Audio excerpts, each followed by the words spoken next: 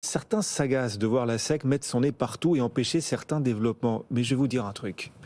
Merci la SEC. Quand on voit le nombre d'entreprises tomber à cause du lending, je me dis que la SEC a peut-être même, Owen, peut-être même sauvé Coinbase et que l'écosystème ferait mieux d'écouter davantage la SEC.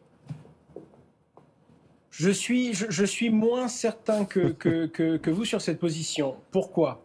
Déjà parce qu'on ne le saura jamais. Maintenant, c'est derrière nous, c'est juste quelque chose qui n'a pas eu lieu, donc on ne peut pas savoir si ça aurait touché Coinbase.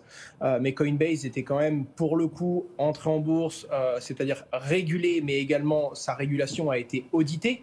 Et donc, il ne pouvait pas avoir les mêmes impacts et théoriquement ne pouvait pas tourner comme FTX et avoir les mêmes conséquences. Mais surtout, ce n'était pas la même proposition que voulait faire Coinbase. Déjà, ils n'ont pas eu le droit de lancer leur produit. Je rappelle qu'ils voulaient proposer un produit de lending, donc un produit où les gens pouvaient prêter leur crypto-monnaie à Coinbase et ils voulaient rémunérer ça à moins de 3% d'intérêt par an. À l'époque, à ce moment-là, en moyenne, la plupart des services du monde entier qui proposaient des solutions là-dessus allaient être entre 7 à 12, 13, voire 20% pour certains. Donc Coinbase proposait vraiment un standard bien moins rémunérateur que les autres, ce qui laissait sous-entendre qu'ils allaient maîtriser beaucoup mieux leur process et limiter entre l'offre et la demande qu'ils auraient pu y avoir sur leurs propres clients dont ils contrôlent totalement le cycle et les flux financiers. Donc les risques auraient été totalement moindres. Ensuite, la plupart des entreprises ont des contreparties dans d'autres entreprises. Elles vont recevoir l'argent de leurs clients, le rémunérer à X% et essayer d'aller placer cet argent à un meilleur taux pour générer un alpha et pour générer une plus-value.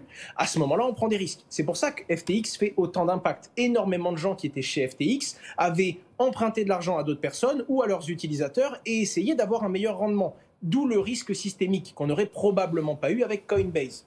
Ensuite, ce qui fait que la SEC a coupé Coinbase, c'était également pour des raisons totalement légales et d'interprétation juridique, notamment le fait qu'ils considéraient ce produit comme une émission de securities.